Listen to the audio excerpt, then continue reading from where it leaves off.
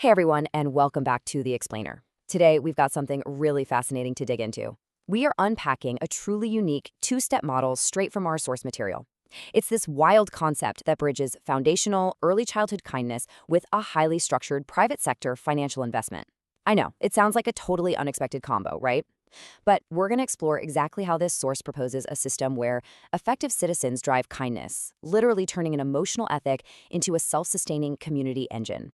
Okay, let's dive into this roadmap. First, we'll look at the power of kindness. Second, individual action versus bureaucracy. Third, the investment mechanism. Fourth, engaging the community. And finally, the win-win proposition. Section 1. The power of kindness. Building the foundation first. The source material operates on this very specific core philosophy, basically arguing that emotional and ethical development has to be a first things first priority. Just listen to this quote. Our best society is built on the messaging to age 0 to 6 children. It's a bold statement, for sure. The takeaway here is that building civility, self-control, and positive expectations way before a kid even hits kindergarten is their ultimate starting point. Think of it like a house. You absolutely cannot build a strong structure on a weak foundation. And for this model, that foundational bedrock is kindness. And this brilliantly illustrates what the source calls the email march on the influencers of kindness. They propose this curated starter set of entirely non-controversial kindness messages, things like be sharing or be polite. The whole goal is to take these super simple directives and send them directly to the people who influence young children every single day, like parents and teachers. It's all about surrounding the child with a consistent, positive vocabulary. Now, you might be wondering, how many messages are we talking about here? Well, the source actually provides a big list of 22 different kindness messages, but they specifically recommend asking influencers to pick just 10. Why? Because honestly, giving a busy parent or a preschool teacher 22 things to focus on all at once is just going to cause total overwhelm. Actually, scratch that. It would just become white noise. By selecting just 10, it creates consistent, manageable daily habits. It literally turns a passive list into active, intentional influence. Section 2. Individual action versus bureaucracy. A business of kindness. So, how does this messaging actually get out there in the real world? The source draws a really sharp contrast between their proposed model and the traditional programs we're all used to. Typically, early childhood initiatives are tax-funded, highly bureaucratic, or heavily reliant on perpetual fundraising and grants, right? This source, however, goes in a totally different direction. They propose a voluntary entrepreneurial model that's designed to build personal accountability. It relies squarely on individual action rather than top-down institutional mandates. Here's where it gets really interesting. This promotion of kindness is literally designed as an actual business. The source outlines a system where effective citizens pay a membership fee to access and send these letters, and get this, they can even earn money through referrals. The logic here is that structuring it as a self-sustaining business keeps it entirely out of the hands of politicians. It rewards people for successfully multiplying the messages, giving them a very direct, personal stake in the outcome.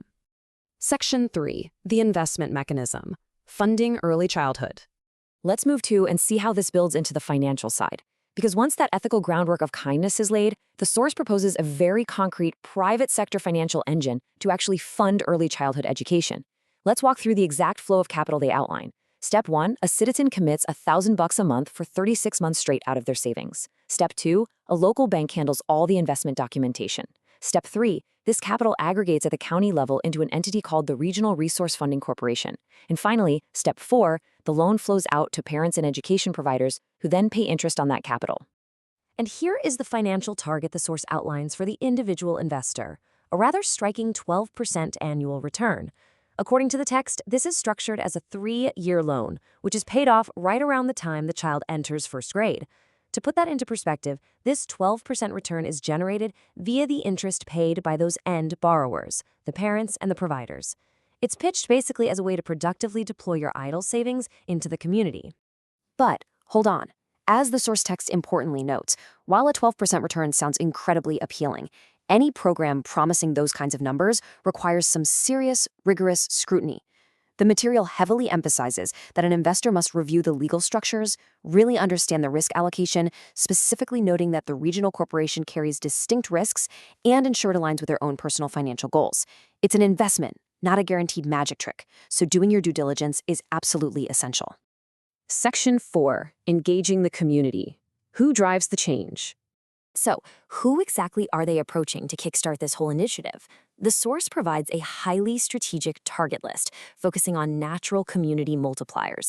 They target direct influencers like pediatricians and daycares at 40%, then civic networks like chambers of commerce at 35%, and finally, faith and family groups like churches and PTAs at 25%. The strategy is to leverage these existing trust networks to shape the whole countywide family culture. Think about it. You get a well-respected pediatrician on board, and you exponentially increase the reach of those kindness messages. It spreads like wildfire. Section 5. The win-win proposition. The effective citizen. This all comes back to a very specific persona that drives this model. The source relies heavily on what they call the effective citizen, and they directly reference Stephen Covey's 7 Habits of Highly Effective People.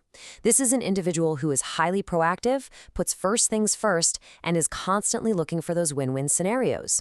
The source argues this type of person wouldn't just dismiss the kindness letters as trivial fluff, nor would they automatically write off the investment as a scam. Instead, they'd actively engage and rigorously evaluate the opportunity to drive real change. So the crucial point is this proposed mutually beneficial structure. In theory, if the whole model works as designed, children and communities get high-quality early intervention, investors get to deploy their idle savings for a targeted 12% return, and parents and providers get access to much-needed structured capital for education. The source truly believes that values-based community activation can, and absolutely should, align perfectly with concrete private sector financial returns. Which leaves us with a final question for you to chew on. If you were approached tomorrow by a community leader with this exact 2-step model, first, an invitation to send foundational kindness letters, and second, an opportunity to fund early education for a financial return, would you be ready to step up as an effective citizen? It's a genuinely fascinating look at how private sector initiatives might completely reshape community development. Thanks so much for exploring this with us today, and as always, keep asking the tough questions. See you next time.